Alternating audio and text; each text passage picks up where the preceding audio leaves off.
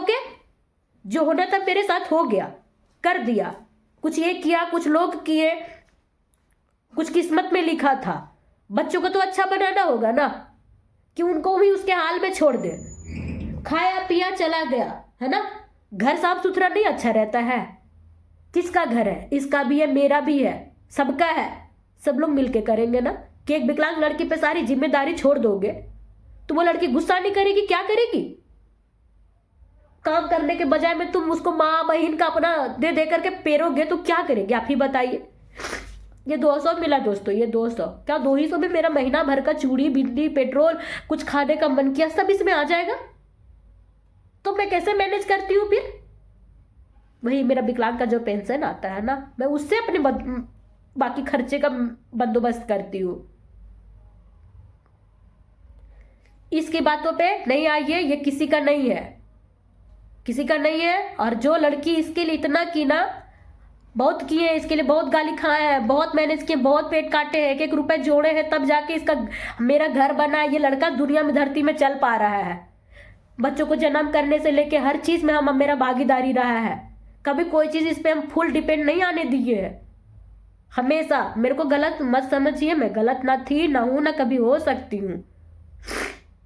जिसपे बीतता है ना वही जानता है कि उसको क्या होता है। 5 साल की थी मैं, तब से मुझे पोलियो हो गया और उसके बाद से तो मैं दर दर की ठोकरें खा रही हूँ। अब बच्चों के लिए मुझे कुछ करना है तो मैं हाथ जोड़ के आप सबसे यही विनती करूंगी कि आप लोग जितना हो सके सपोर्ट करिए। मेरा आपसे कोई दुश्मनी नहीं है, मुझे आपको कोई गाली गलौज नहीं करना है और ना तो मुझे शौक है। मैं मजबूर हूँ, मैं परेशान हूँ, एक माँ हूँ। एक माँ अपने बच्चों के लिए कितना परेशान रहती है ना, आप सब जानते होंगे। मैं मेरे बच्चों के लिए माँ भी हूँ, बाप भी हूँ, सब कुछ हूँ यार, दुनिया जहान सब कुछ हूँ। वो मासूम से बच्चे स्कूल गए हैं, अगर सोचो कि मैं मर जाती हूँ या फिर इसके हरकतों से कुछ कर लेती हूँ, वो बच्चे का दिल टूट जाएगा ना, यतीम हो जाएंगे, अनाथ हो जाएंगे। ये ऐसे ही करता है। उस दिन भी मेरा मोबाइल छीन लिया था, मारा भी था हमको। अब गाली गलौज नहीं करेंगे, क्या करेंगे बताइए? भूखे मर जाएंगे हम। कुछ तो करना पड़ेगा ना हमको। क्या करेंगे? हम क्या कर सकते हैं? भाग नहीं सकते हैं, हम लड़ नहीं सकते हैं, मेरे लिए दुनिया में कोई नहीं है।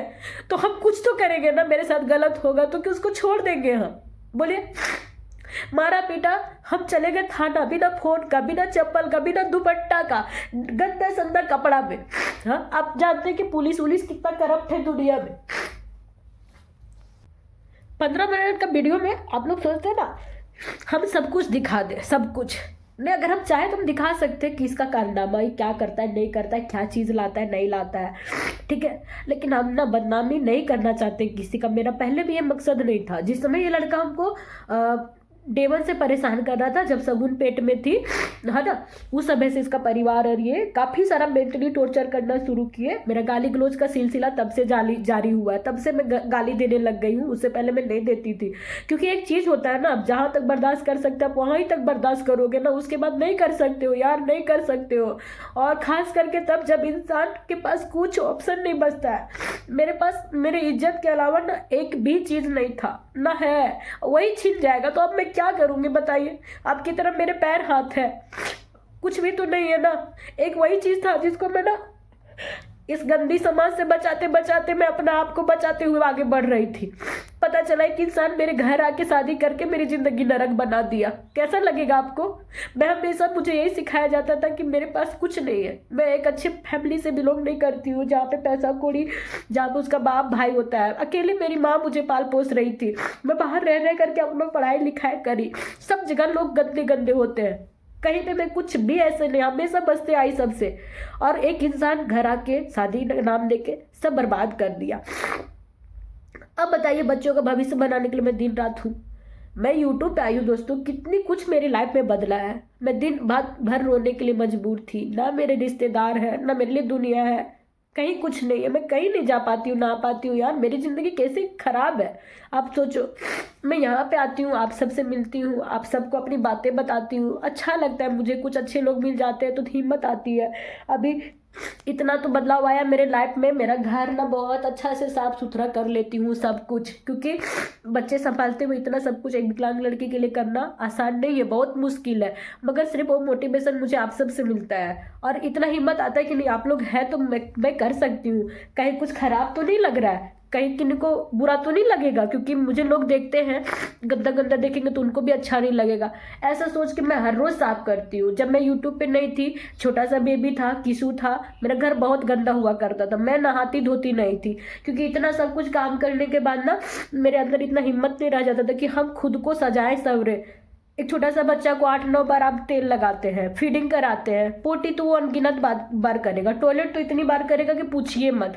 फिर उसको खाना खिलाइए, जितनी बार खाना लाइए उतनी बार खाने को गर्म करिए, अलग अलग तरह का बनाइए। ऊपर से कोई सामान ला के देने वाला नहीं है, आपको सिर्फ व्यवस्था करना है, सोचना भी है कि क्या दीजिएगा नहीं दीजिएगा।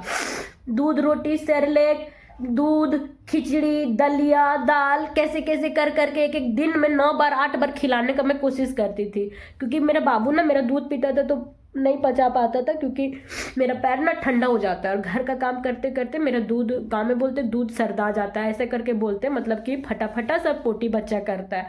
डॉक्टर से दिखा दिखा के मैं थक गई थी। बच्चे को ना मैं, आप लोग बोलिएगा ना तो मैं दिखा दूंगी इसकी लापरवाहियाँ। बच्चे को हर एक टीका जो बच्चा को लगता है ना 1.5 साल तक, वो वाला टीका, हर टीका 2 महीने लेट लगा है, और वो भी मेरे लड़ने के बाद। मतलब पढ़ा लिखा इंसान सोचिए अगर इस तरीके से करता है तो आपका दिमाग कितना खराब होगा। आप बोलिए, आपका पैर ठीक होता तो आप अपने बच्चे को गोद लेते और चले जाते स्वास्थ्य केंद्र, वहां जाके बच्चे को आप टीका लगा लेते। लेकिन आप कुछ नहीं कर सकते हैं, तो क्या करेंगे? लास्ट में ऑप्शन यही ना बचता है, लड़ाई करके, झगड़ करके, किसी तरह बच्चे को तो मुझे बड़ा करना होगा ना, बताइए।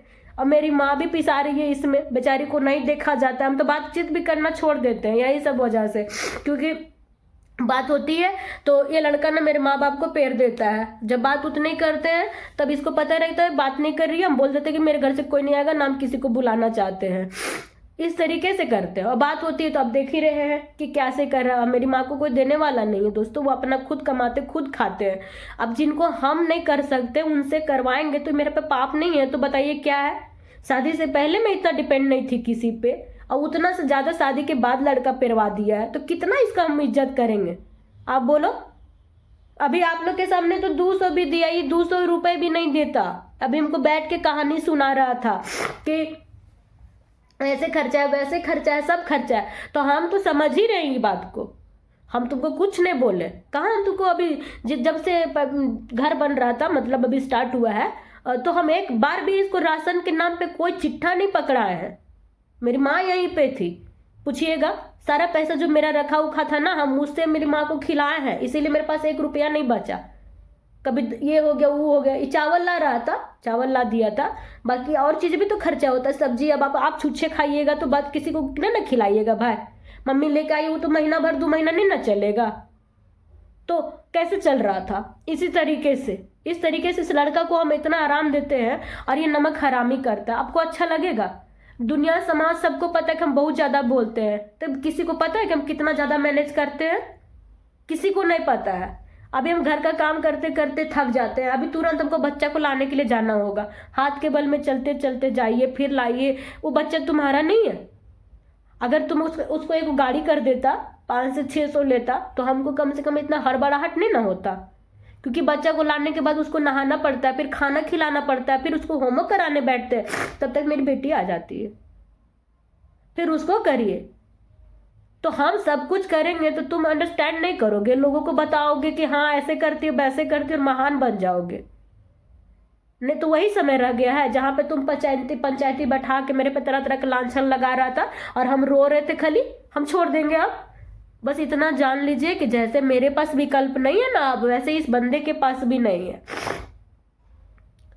तो इस आदमी को अगर खुश रहना है ना तो बस वही करे जो हर आदमी अपने परिवार के लिए करता है, नहीं तो रोज मेरे से गाली खाएगा। और भगवान एक दिन ऐसा करेंगे ना कि इसको एकदम थूकने जैसा बना देंगे, लोग थूकना पसंद भी नहीं करेंगे।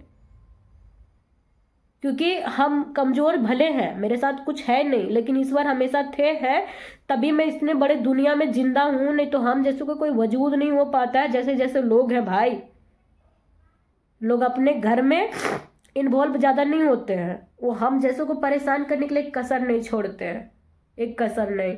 और आप सब तो समाज में नहीं, बहुत सारे लोग ऐसे होते हैं ना जो बहुत कुछ समझती हैं, तो इसका मतलब ये नहीं है कि सब लोग के साथ दिक्कत ही है। बहुत लोग इंसानियत के नाते उनके अंदर बहुत वो होता है कि किसी को दुख नहीं देख सकते हैं, मैं भगवान से हमेशा दुआ करती हूँ कि भगवान जी ऐसे लोगों को हमेशा हिम्मत देना, हमेशा साथ देना, बच्चों को हमेशा तरक्की देना, ताकि ताकि हम जैसों का हमेशा कोई ना कोई मेंटली फिजिकली किसी ना किसी तरह से सपोर्ट करता रहे। यहाँ ऐसे लोग भी हैं जिनसे हमारा कोई रिश्ता नाता नहीं है और सपोर्ट कर रहे हैं, और यहाँ पे कुछ ऐसे लोग भी हैं जिनको कुछ मतलब नहीं है किन्हीं चीज़ का, किसी बात का, लेकिन मेरे पति को सपोर्ट करना है। क्या मेरा पति ऐसा करता है जिसके लिए आप उसको सर बोलते हैं, भैया बोलते हैं? आपका पति अगर ऐसे आपके साथ करे और उसको भी कोई सपोर्ट करे तो पता चलेगा कैसा तकलीफ होता है। हम नहीं जा रहे मेरे पति को भाग के किसी दूसरा छौड़ा के पास, चाहे हम गुलछर्रे उड़ाने नहीं जाते हैं, तो खाली आप लोग खुद सोचिए ना कि हम किस बेस पे लड़ते हैं और क्या क्यों लड़ते हैं। सारा सवाल का जवाब ना आपको खुद मिल जाएगा, हमको बोलने का जरूरत नहीं पड़ेगा। ऐसा नहीं है कि हम मेरा पति को नहीं समझे हैं, बिना समझे मतलब कि 2 बच्चा पैदा कर लिया अकेले अपने बदौलत हम सब सोच समझ के ही किए कि हो सके एक दिन मेरी स्थिति और खराब हो जाएगी, मेरे को छोड़ देता, ये छोड़ के रह लेता, इसको रहने दे देते हम। मेरी माँ नहीं होती ना तो बच्चा भी नहीं हुआ रहता। जितना मुश्किल मेरे साथ हो जाता है, 9 दिन बिछावन में हम लैट्रिन पोटी सब करते हैं, हिल नहीं पाते हैं। इतना बड़ा ऑपरेशन होता है, मेरा पेट से नीचे तक काट दिया जाता है, तो मेरा पति करता है हमको कि मेरे पति का परिवार से कोई एक जन भी आया है?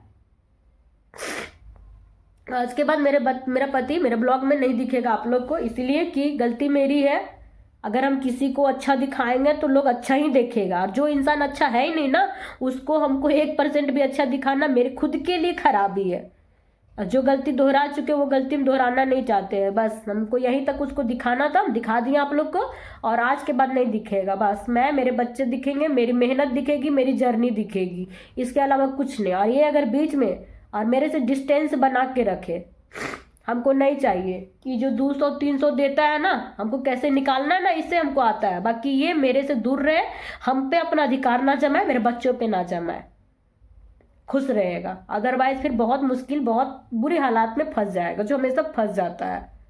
ठीक है, और बात बाकी जिनको मैं अच्छी नहीं लगती हूँ ना, प्लीज़ मुझे सब्सक्राइब ना करें, मुझे सपोर्ट ना करें। मैं उस लायक नहीं हूँ, मैं भीख नहीं मांग रही हूँ आपसे, मैं मेहनत कर रही हूँ। और आपको अगर किसी का मेहनत दिखाई देता है ना तो ही सपोर्ट करिए, अदरवाइज नहीं।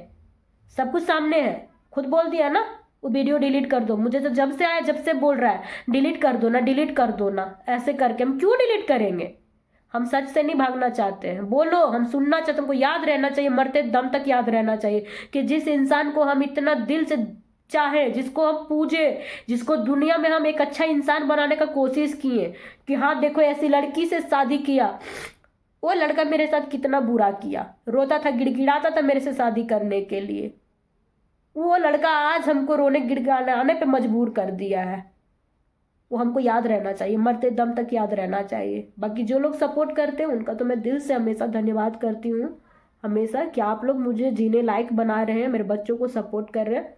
भगवान हमेशा आप सबको खुश रखे। आज छठ का त्यौहार है, छठ का आज नहाए खाए है, क्या है पता नहीं, आज शायद खीर वाला खरना है। बस छठी मैया आप सभी को खूब तरक्की दे, खूब तरक्की दे, इतना तरक्की देना कि एकदम ये। और जो नहीं सपोर्ट करते मैं उनके लिए भी बुरा नहीं चाहती हूँ। बस मैं यही छठ माँ से कहती हूँ कि छठ माँ इनको इनकी सोच बदलने पे मजबूर कर दीजिए, ताकि हम जैसे परेशान औरतें और ज़्यादा परेशान ना हो। हमको ऐसी बहनें समझे, हम जैसे लोगों को, तभी हम जैसे औरतों का कल्याण हो सकता है, वरना नहीं होगा। छठ माँ से मैं बस इतना ही कहती हूँ कि बस कोई औरत किसी औरत पे जुल्म ना करे, ये वाला प्रथा बंद कर दीजिए। बाकी दुनिया का कोई मर्द किसी औरत को नहीं सता सकेगा, ना परेशान कर पाएगा, कोई नहीं। जय छठी मैया।